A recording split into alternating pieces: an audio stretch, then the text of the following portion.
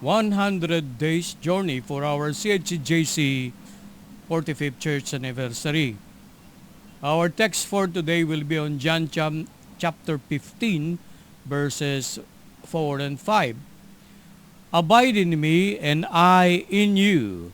As the branch cannot bear fruit of itself, except it abide in the vine, no more can ye except ye abide in me.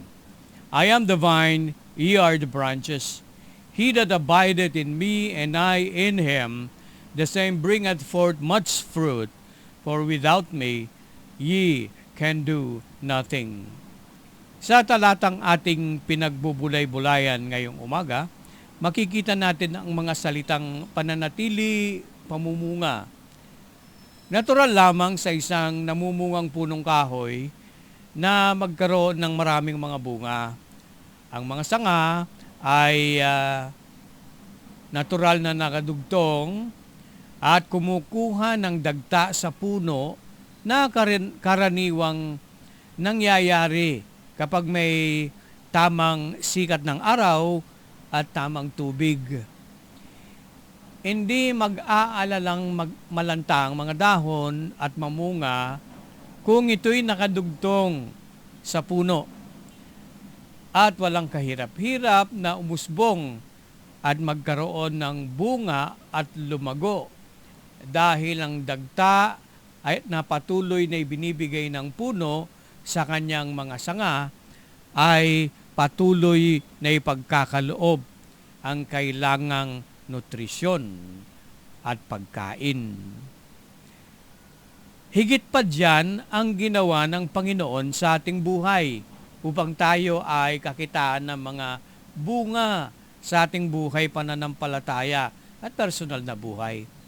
Dahil ang pananatili natin sa Panginoong Jesucristo ang magbibigay sa atin ng lakas upang lumago at umunlad.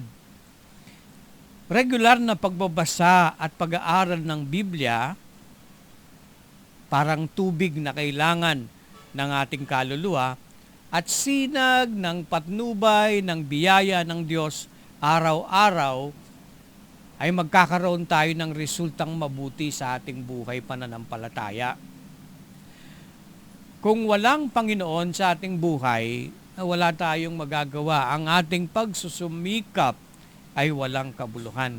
Kaya nga pasalamatan natin dahil ang Panginoong Jesucristo ang magbibigay sa atin ng kalakasan, merong magagandang resulta ito sa ating mga buhay.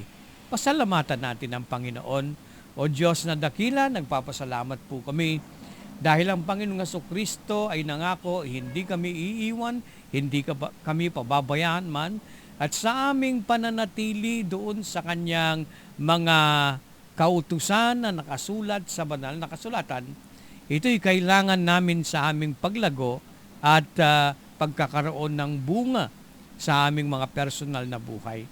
Ingatan mo po kami at araw-araw na makita namin ang biyaya mo sa aming buhay. Ito pong lahat ay hiling namin, samo at panalangin sa pangalan ni Jesus. Amen.